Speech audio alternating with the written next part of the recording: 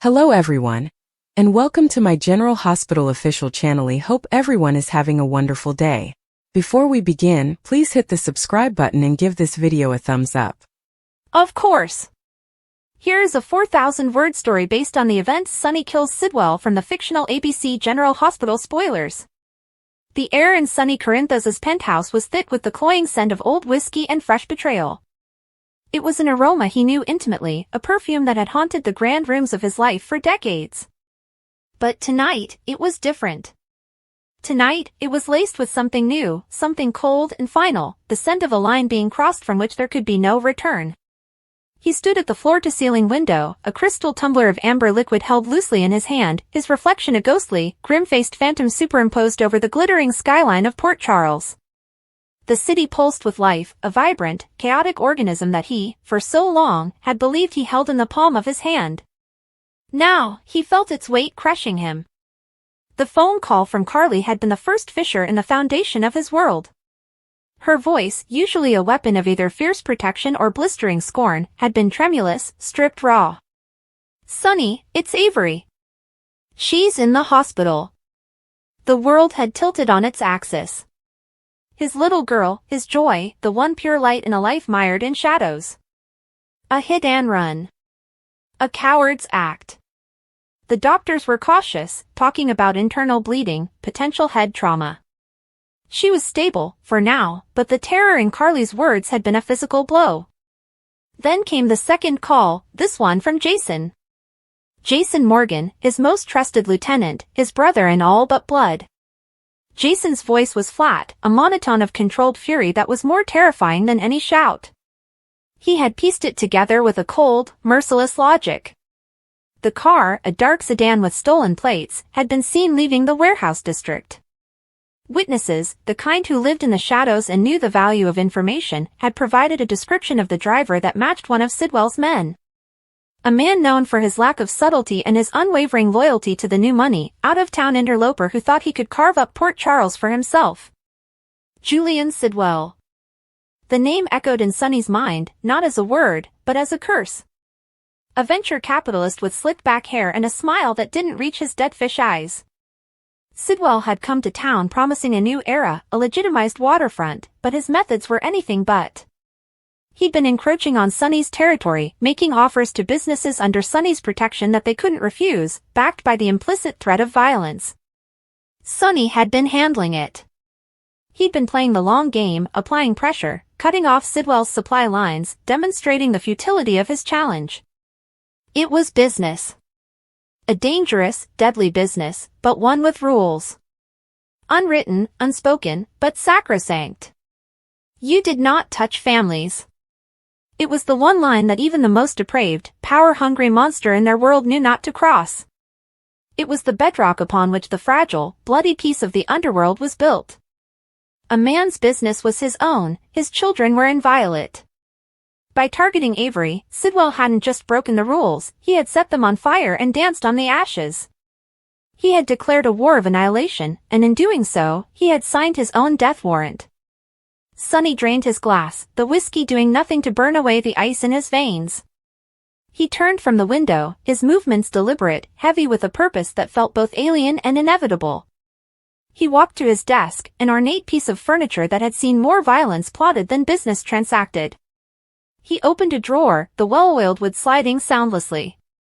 Inside, nestled against dark velvet, lay a pistol. It was not a showpiece, it was a tool, clean, cold, and lethally efficient. He picked it up, the weight of it a familiar, comforting presence in his hand. He checked the magazine, the action smooth and practiced, a ritual performed 1,000 times. He slid it into the shoulder holster he had already put on, the leather settling against his suit jacket like a second skin. The door to the penthouse opened and Jason walked in. He didn't need to be announced, he was the only person besides Carly who had the access code. His eyes, a pale, piercing blue, went immediately to the holster barely concealed beneath Sonny's jacket. He gave a short, grim nod. "The hospital?" Jason asked, his voice low.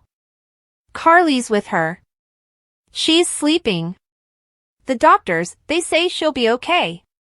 Sonny's voice was a gravelly rasp, the words catching in his throat. But she was just a little girl in the wrong place at the wrong time. Because of me. Because of what I am.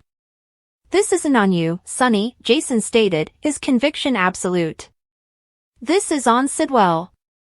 He made the choice. He made a choice because he thought I was weak, Sonny countered, his eyes flashing with a dangerous fire. He thought because I've tried, because I've been trying to be better, to be less, that it meant I was vulnerable. He thought my love for my children was a weakness he could exploit. He was wrong, Jason said simply.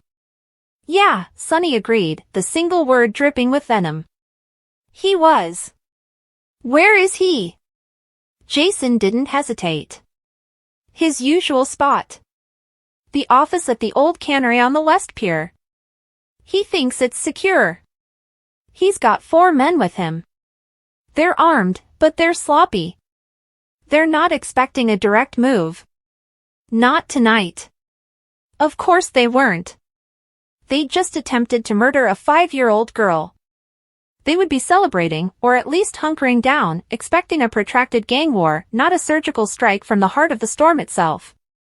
They underestimated the hurricane of a father's rage. Let's go, Sonny said, moving towards the door. Sonny, Jason's voice held a note of caution, a rare thing. I can handle this. You don't need to be there. This is what you pay me for.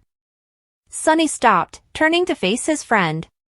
The pain in his eyes was raw, a chasm of agony that seemed to swallow the light in the room. No, Jason. This one is mine. This is not business. This is personal. He didn't just attack my territory, he attacked my child. My soul. I need to look him in the eye. I need him to know why. Jason studied him for a long moment, then nodded again. He understood. Some debts could not be paid by a proxy. Some sins demanded a personal reckoning. The ride to the West Pier was silent, the hum of the town car's engine the only sound. The city blurred past the tinted windows, a stream of light and shadow. Sonny stared out, but he wasn't seeing the streets he controlled. He was seeing Avery's face, her laughter, the way her small hand felt in his. He was seeing her lying pale and still in a hospital bed, surrounded by wires and beeping machines. Each memory was a turn of the screw, tightening the cold, hard knot of resolution in his gut. The cannery was a hulking silhouette against the moonlit water, a relic of Port Charles's industrial past. It was perfect for Sidwell, isolated, decaying, with a maze of corridors and a dozen escape routes. Jason pulled the car into a shadowed alley a block away, killing the engine. The silence that descended was profound, broken only by the distant cry of a foghorn and the lap of water against the pilings. The main entrance is around front, but it's watched, Jason murmured, pulling out a small tablet. A schematic of the building glowed on the screen. There's a side entrance, through a loading bay. It's less guarded. 1 man. I can take him out quietly. Do it, Sonny said. They moved like wraiths through the darkness, their footsteps silent on the damp cobblestones. Jason was a shadow ahead of him, a creature of pure, lethal instinct. At the loading bay, a hulking figure leaned against the rusted metal door, a cigarette glowing in the gloom. Jason didn't break stride.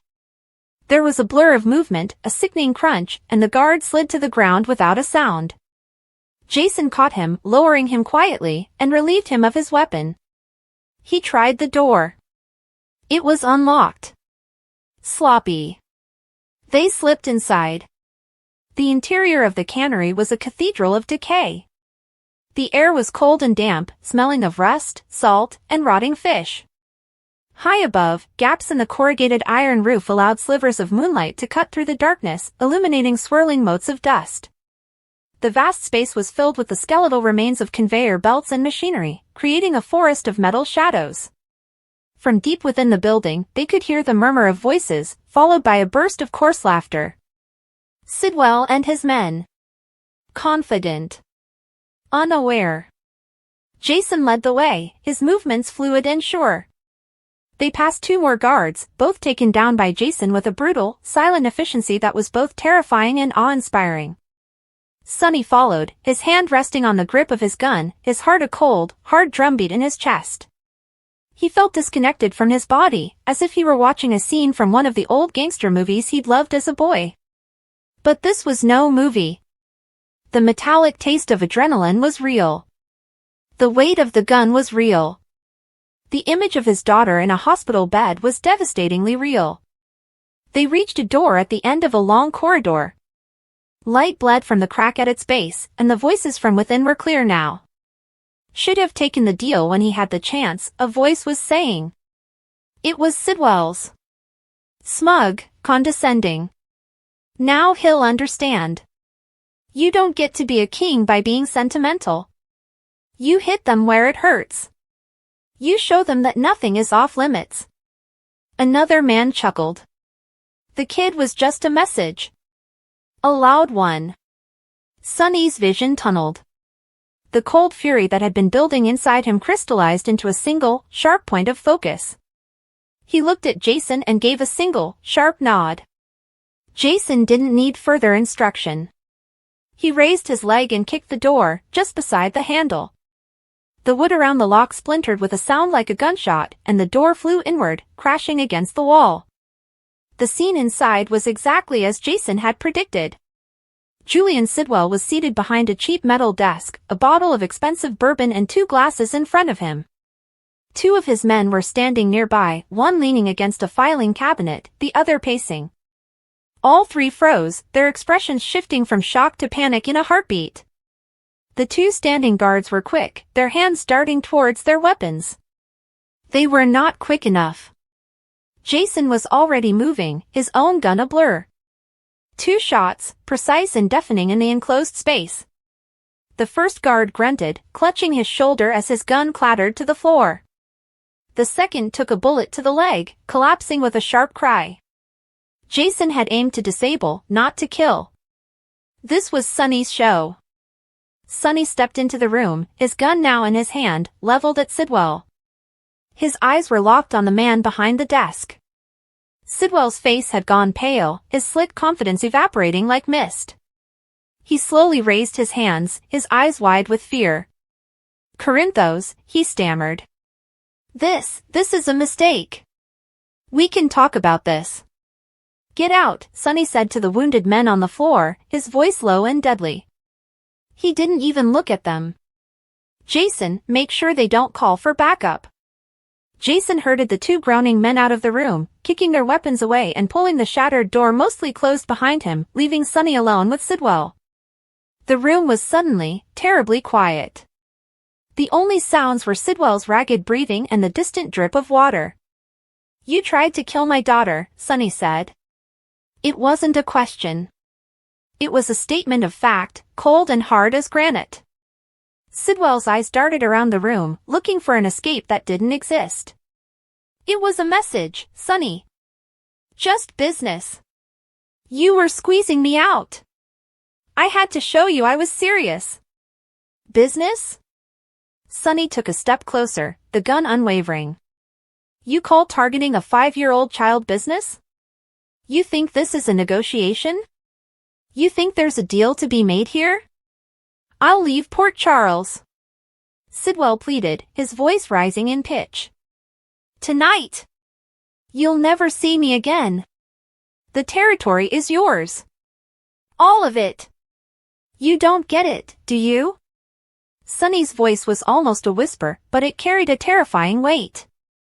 This was never about territory. This was never about business. The moment you gave the order for that car to hit my little girl, you forfeited everything. Your business, your future, your life.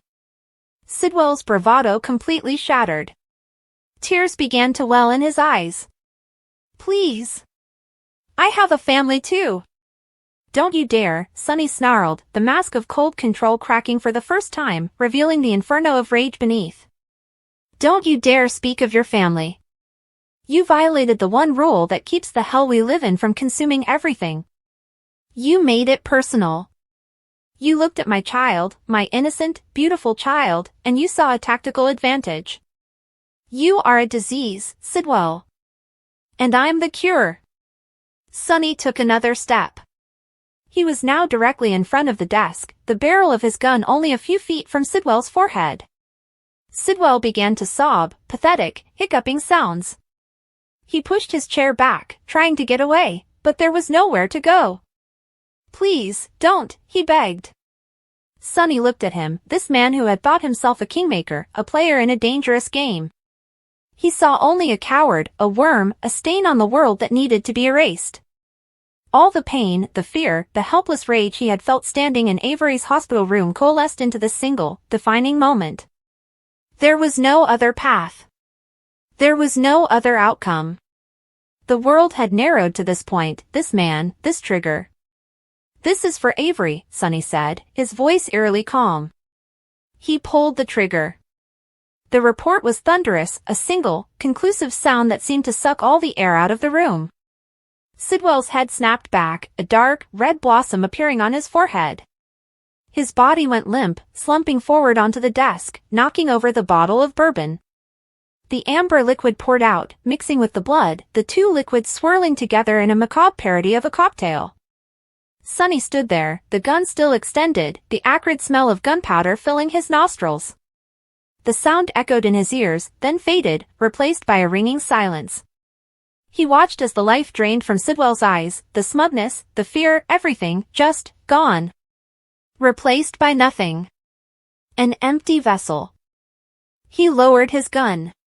The cold fury that had sustained him began to recede, and in its place, a profound, bone-deep weariness settled in. He had done it. He had avenged his daughter. He had upheld the brutal code of his world. He had proven that Sonny Corinthos was not a man to be crossed. So why did he feel so hollow? Jason re-entered the room, his eyes scanning the scene with a professional detachment. He looked at Sidwell's body, then at Sonny. "It's done," he said, his voice flat. "Yeah," Sonny rasped, holstering his weapon. His hand was steady, but inside, everything was shaking. "It's done." Jason was already moving, a ghost cleaning up the tangible remains of a haunting. He began to wipe down surfaces, his movements efficient and emotionless. He was creating a narrative, one of a rival gangland assassination, with no traces leading back to them. This was his purpose, his part of the pact. He was the shield that allowed Sonny to be the sword. Sonny turned away from the desk, from the ruin of the man he had just erased from existence. He walked back out into the cavernous main space of the cannery, the darkness now feeling less like an ally and more like a shroud. He had crossed a threshold. He had killed before, in defense, in war, as part of the brutal calculus of his life. But this was different. This was execution. This was personal. It was vengeance, pure and simple, and it had left a stain on his soul that he knew, with a certainty that chilled him to the core, would never wash out. He thought of Michael, his firstborn, who had looked at him with such disappointment so many times. He thought of Jocelyn, of Donna. He thought of Carly, and the complicated, painful history they shared. And he thought of Avery, whose innocence he had just defiled with this act, even if she would never know. He had done this for her, to protect her, to carve out a world where no one would ever dare harm her again. But in doing so, he had reaffirmed his place in the very world that had put her in danger. He was not a legitimate businessman. He was not a reformed man. He was Sonny Corinthos, the mobster. The killer. The ride back to the penthouse was even quieter than the ride out. The city lights seemed sharper now, more accusing. Jason didn't speak, he understood the gravity of the silence. When the car pulled into the underground garage, Jason finally turned to him. "I'll handle the rest. The body will be found. The story will hold. Go be with your family." Sonny just nodded, unable to find the words. He got out and rode the elevator up to his empty penthouse. The scent of whiskey and betrayal was still there, but now it was joined by the phantom smell of gunpowder and blood. He went straight to the bar and poured another drink, but he didn't drink it. He just held the glass, staring at his reflection in the dark window. The face that looked back at him was the same strong jaw, the same dark, intense eyes.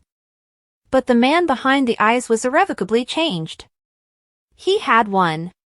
He had eliminated a threat. He had sent a message to anyone who would ever think of harming his family again. He had secured his power.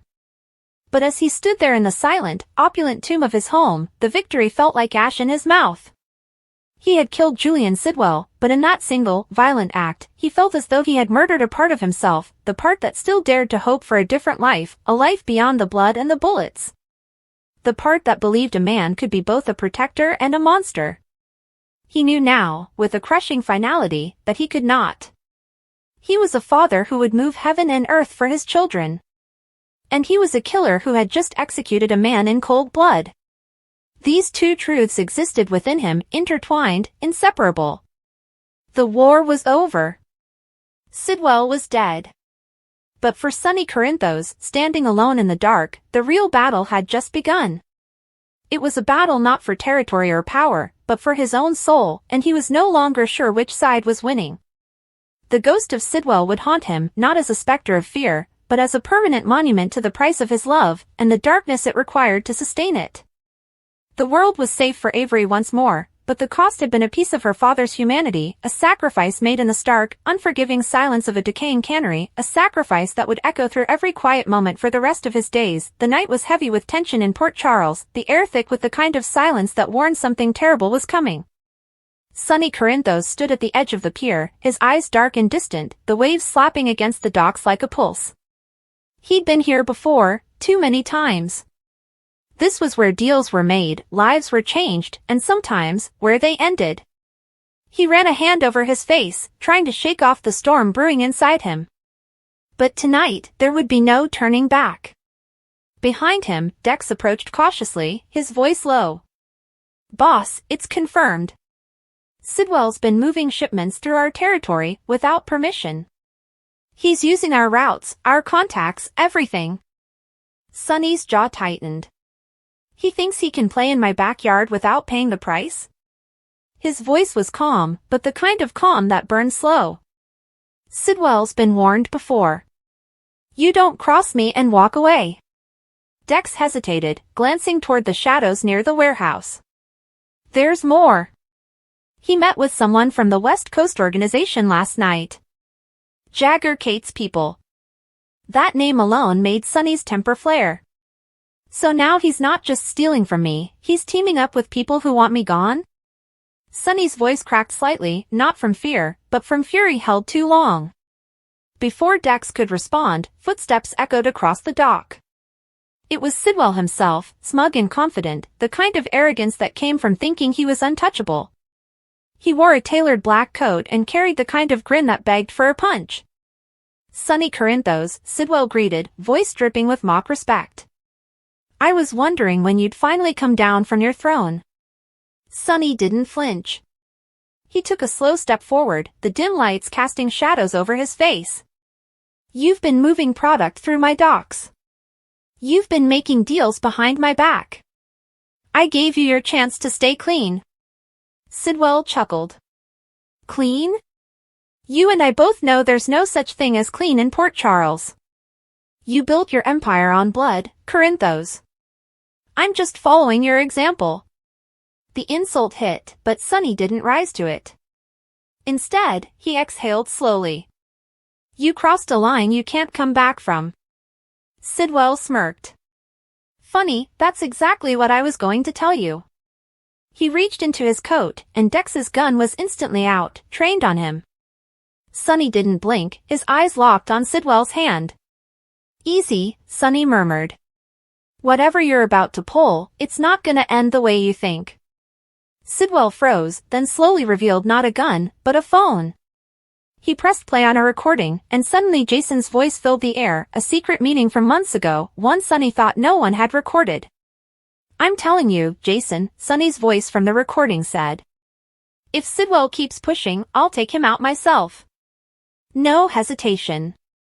Dex's eyes widened. "Boss."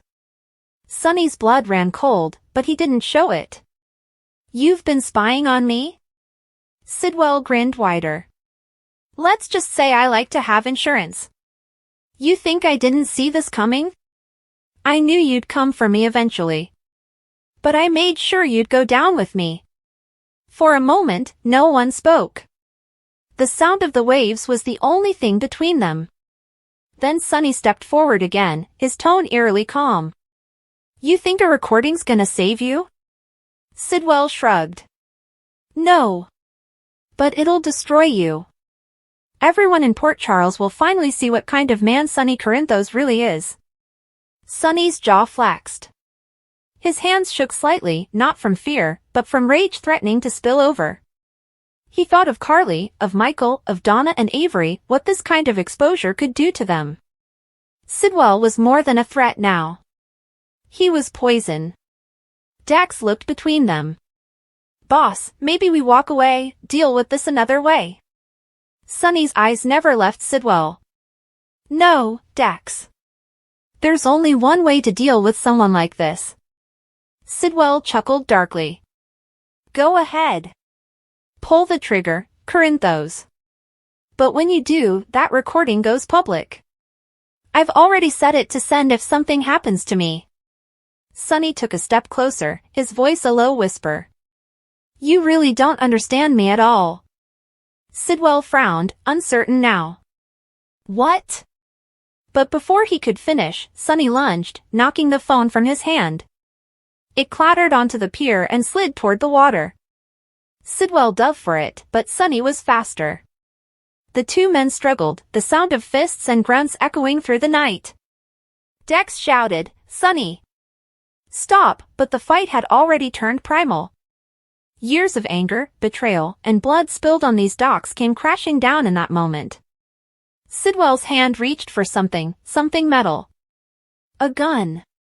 But Sonny saw it first. In a blur, he pulled it from Sidwell's grip and pressed it against his chest. Sidwell's eyes went wide. You're making a mistake. Sonny's face twisted with emotion. No. I'm making sure you never hurt my family again. The shot rang out, sharp, final, echoing into the night like thunder.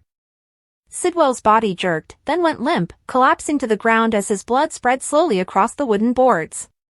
Dex froze, his heart pounding. Boss, oh, God! Sonny stood there, breathing heavily, staring at the lifeless body at his feet. His hand trembled, the gun still warm. He didn't leave me a choice, he whispered, almost to himself. Dex moved closer, his voice hushed. We need to go. Now. The cops are gonna be all over this. Sonny nodded slowly, still in a haze. Get rid of the gun. Make sure the phone's gone. No trace. Dex hesitated. And the body? Sonny's eyes darkened. Leave it. Let them find him. Let them know what happens when you cross Sonny Corinthos. As Dex moved quickly to follow orders, Sonny turned toward the water, his reflection staring back at him in the rippling waves. He saw not just his face, but the ghosts of every man he'd ever lost, Jason, Morgan, even the ones he'd had to kill. He whispered, it never ends, does it? But behind him, in the shadows, someone had seen everything.